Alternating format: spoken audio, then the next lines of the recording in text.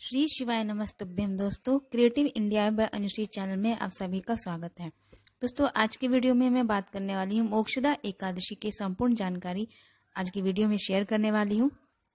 दोस्तों, मार्गशीर्ष माह के शुक्ल पक्ष की एकादशी के दिन मोक्षदा एकादशी मनाई जाती है। इस बार मोक्षदा एकादशी 14 दिसंबर को पड़ रही है, दिन शनिवार का है। दोस्तों, मोक्षदा एकादशी के दिन बहुत ही शुभ संयोग बन रहा है, जो कि स्वार्थ सिद्धि योग और अमृत सिद्धि योग है।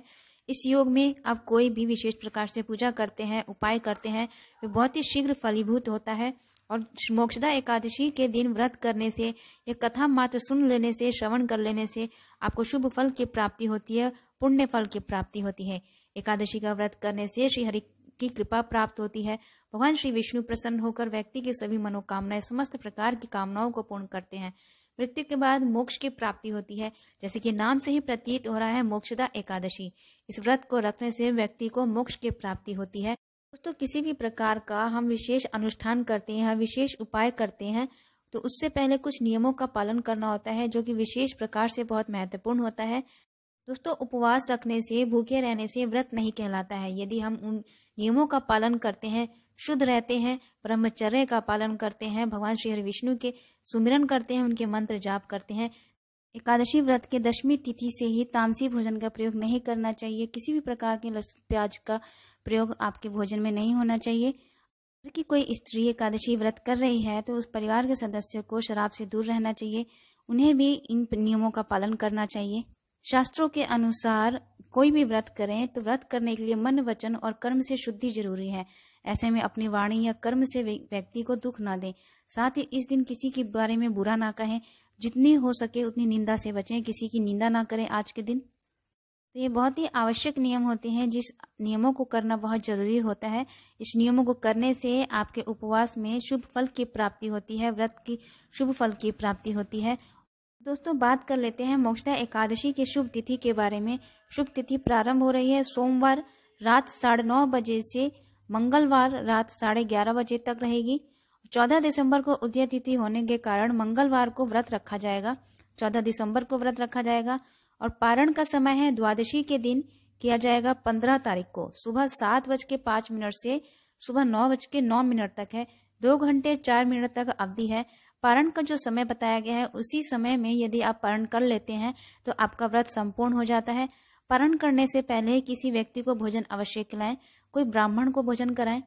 भगवान श्री विष्णु की पूजा कैसे करनी है, आपको माता लक्ष्मी की पूजा कैसे करनी है और कौन सा ऐसा विशेष उपाय है जिस विशेष उपाय को करने से आपको समस्त प्रकार की मनोकामनाएं पूर्ण होती हैं और समस्त प्रकार के दुख, विघ्न, बाधा दूर होते हैं। दोस्तों, एकादशी के दिन ब्रह्म मुहूर्त में उठें, स्नानादि क्रिया से निवृत्त होकर स्वच्छ वस्त्र पहनकर अपने पूजा स्थल पर गंगा जल छिड़कें, श्री हरि विष्णु की प्रतिमा को प्रणाम करें, माता लक्ष्मी की प्रतिमा को प्रणाम करें। अपने वस्त्र के रूप में पीला मौली, पीला कलावा भेंट करें। आज के दिन भगवान श्री विष्णु को पीले वस्त्र अर्पित किए जाते हैं। पीले फूल अर्पित करें, पीले भोग अर्पित करें, पीले फल या पीले मिठाई अर्पित कर सकते हैं आप। धूप दीप ज्योत प्रज्वलित करें। श्री हरि नारायण का मूल मंत्र ओम नमो भगवते वासुदेवाय नमः मंत्र का जाप करते रहें। भगवान श्री विष्णु के भोग में तुलसी का पत्ता आप अवश्य डालें। बिना तुलसी के भगवान श्री हरि विष्णु भोग स्वीकार नहीं करते हैं। चाहे आप कितना भी भोग लगा लें, भगवान श्री विष्णु उस भोग को स्वीकार नहीं करते हैं जब तक कि उनके भोग में तुलसी का पत्ता न डालें। दोस्तों, आज के दिन यदि आप अपने घर में, अपने आंगन में तुलसी का पौधा लगाते हैं तो इससे माता लक्ष्मी की कृपा होती है, आपके धन में वृद्धि होती है। आज के दिन यदि आप अपने घर के आंगन में उत्तर पूर्व की दिशा की ओर आंवले का वृक्ष लगाते हैं, आंवले का पौधा लगाते हैं, तो इससे श्री हरि विष्णु की कृपा प्राप्त होगी। श्री हरि विष्णु का स्थिर वास रहता है आंवले के वृक्ष में। दोस्तों, आज के दिन यदि आप श्री हरि नारायण के मंदिर में जाकर पीला ध्वज दान करते हैं, भेंट स्वरूप दान करते हैं, अपनी कामना कहकर दान करते हैं, तो आपकी जो भी मनोकामना है, विशेष कामना है, वह पूर्ण होती है। शीघ्र अतिशीघ्र शुभ फल की प्राप्ति होती है। दोस्तों, जो व्यक्ति एकादशी का व्रत नहीं रखते हैं, मोक्षदा एकादशी के दिन इस कथा का श्रवण करने मात्र से ही उसे मोक्ष की प्राप्ति होती है, श्री हरि विष्णु की असीम कृपा प्राप्त होती है। और यदि आप अपनी राशि के अनुसार श्री हरि विष्णु का मंत्र जाप या कुछ उपाय करते हैं तो इससे शीघ्र अतिशीघ्र शुभ फल प्राप्त होती है और जो भी आपकी कामना है वो पूर्ण होती है। या फिर जिस मनुष्य की राशि धनु राशि है, उन्हें सौभाग्य की प्राप्ति के लिए भगवान श्री हरि विष्णु पर 2 हल्दी की गांठ अवश्य चढ़ाएं मोक्षदा एकादशी के दिन।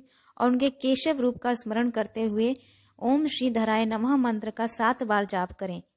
मकर राशि वाले मनुष्य अपने व्यापार में सफलता के लिए नीले रंग के 5 फूल भगवान श्री हरि विष्णु को अर्पित करें और उनके पद्मनाभाय या केशव स्वरूप का स्मरण करें। श्री हरि विष्णु के इस स्वरूप का मन ही मन स्मरण करें और श्री हरि विष्णु पर नीले रंग के 5 फूल अर्पित करें। इस कार्य को करने से आपके जो भी मनोकामना है वो शीघ्र अतिशीघ्र पूर्ण होंगी और सफलता प्राप्त होगी और आपके व्यापार में वृद्धि होगी। आपका व्यापार नहीं चल रहा है, अटक रहा है या ठप हो गया है, यदि आप इस उपाय को कर लेते हैं तो आपके व्यापार में 2 गुना 3 गुना वृद्धि होने लगेगी। श्री हरि विष्णु की विशेष कृपा प्राप्त होने लगेगी।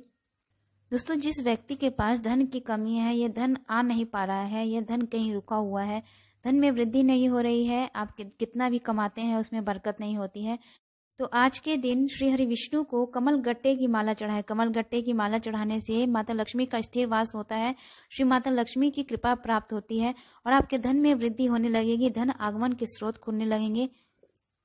सौभाग्य की प्राप्ति के लिए, अपना सौभाग्य बढ़ाने के लिए, अपना सुहाग बढ़ाने के लिए धनु राशि वाले 2 हल्दी की गांठ श्री हरि विष्णु की प्रतिमा को अर्पित करें और उनके ओम केशवाय नमः मंत्र का जाप 7 बार जाप करें। तुलसी की माला से जाप करें। अपने व्यापार में सफलता के लिए नीले रंग के 5 फूल अर्पित करें और श्री हरि विष्णु के पद्मनाभाय या केशव स्वरूप का स्मरण करें। केशव स्वरूप का स्मरण आप मन ही मन करें। जिन मनुष्यों की राशि कुंभ है, वो कुंभ राशि वाले व्यक्ति किसी भी कार्य में लाभ सुनिश्चित करने के लिए कि जो भी आप कार्य कर रहे हैं, व्यापार कर रहे हैं, आपको उसमें लाभ मिले, उसके लिए आप घर में लोबान से धूप करें। जी हाँ, संध्या काल के समय, प्रदोष काल के समय आप अपने घर में शाम के समय जब ज्योतपत्ती कर लेते हैं, उसके बाद घर में लोबान से धूप करें। ऐसा करने से आपके व्यापार में वृद्धि होगी और आप जो भी कार्य कर रहे हैं उसमें अवश्य ही लाभ होगा। और साथ ही साथ एक मंत्र श्रीधराय नमः मंत्र और ओम ऋषिकेशाय मंत्र का 1-1 बार जाप अवश्य करें। धन प्राप्ति के लिए श्री हरि विष्णु को कमल गट्टे की माला चढ़ाएं। कमल गट्टे की माला चढ़ाने से श्री हरि विष्णु और साथ ही माता लक्ष्मी की कृपा प्राप्त होती है। आज के दिन श्री हरि विष्णु को पीले फूल अर्पित करें, पीले वस्त्र अर्पित करें, पीले भोग, पीले रंग की मिठाई अर्पित करें। साथ आप जो भी वस्तुएं भगवान श्री हरि विष्णु को अर्पित कर रहे हैं वे पीले रंग के होने चाहिए।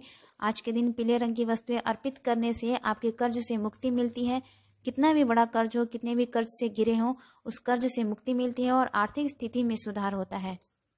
आज के दिन आप जौ, मसूर की दाल, बैंगन या सेम या फल नहीं खाना चाहिए और चावल का सेवन ना करें। जो व्यक्ति एकादशी के दिन या दशमी तिथि के दिन चावल का सेवन करता है उसका जन्म कीड़े की योनि में मिलता है।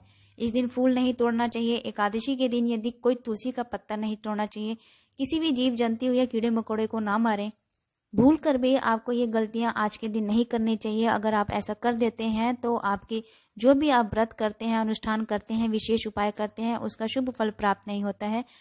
दोस्तों, अब हम श्री हरि विष्णु के मोक्षदा एकादशी की कथा का श्रवण करेंगे। इस कथा को आप बड़े ही ध्यान पूर्वक मानसिक और वाचिक और कर्म से शुद्ध होकर सुनिए, जिसके श्रवण मात्र से ही आपकी जो भी कामनाएं होती हैं वो पूर्ण होती हैं और समस्त प्रकार की दुख, विघ्न, बाधा, दरिद्रता, गरीबी दूर होती है।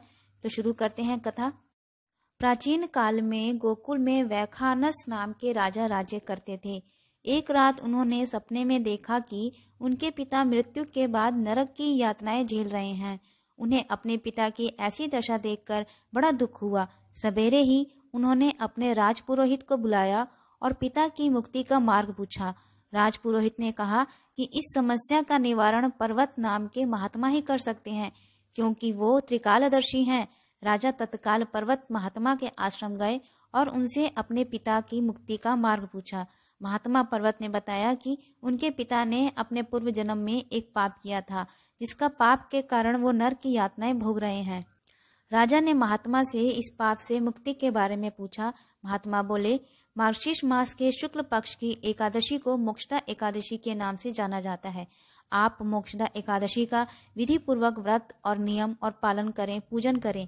इस एकादशी के पुण्य प्रभाव से ही आपके पिता को मुक्ति मिलेगी। राजा ने महात्मा के वचनों के अनुसार मोक्षदा एकादशी का व्रत और पूजन किया। इस व्रत और पूजन के पुण्य प्रभाव से राजा के पिता को मुक्ति मिली और उनकी मुक्त आत्मा ने राजा को आशीर्वाद दिया। तो दोस्तों, कथा को श्रवण करके आप जान ही गए होंगे मोक्षदा एकादशी कितनी महत्वपूर्ण है। यह व्रत कितना फलदायी होता है, कितना शुभ फल की प्राप्ति होती है इस व्रत को करने से। जो व्यक्ति मोक्षदा एकादशी का व्रत करता है उसे मोक्ष की प्राप्ति होती है और साथ ही उनके पितर, उनके पूर्वजों को भी मोक्ष की प्राप्ति होती है। श्री हरि विष्णु के बैकुंठ धाम की प्राप्ति होती है। श्री हरि विष्णु की असीम कृपा प्राप्त होती है। माता लक्ष्मी की कृपा प्राप्त होती है। एकादशी के दिन तुलसी के पौधे में आप शुद्ध घी का दीपक जरूर जलाएं। ऐसा करने से माता लक्ष्मी का स्थिर वास रहता है। घर में खुशहाली, सुख, शांति बनी रहती है। सौभाग्य की प्राप्ति होती है। तो दोस्तों, ये जानकारी आपको कैसी लगी? यदि जानकारी आपको अच्छी लगे तो प्लीज़ कमेंट बॉक्स में कमेंट करके ज़रूर बताएं। सब्सक्राइब कर लीजिए मेरे चैनल को, शेयर कीजिए ज़्यादा से ज़्यादा इस वीडियो को, लाइक करें, बेल आइकन को जरूर प्रेस करें। इससे क्या होगा कि मेरे आने वाली जो भी वीडियो है उसकी नोटिफिकेशन आपको सबसे पहले मिल जाएगी। तो मिलते हैं अगले वीडियो में, तब तक के लिए नमस्कार। श्री शिवाय नमस्तुभ्यम दोस्तों।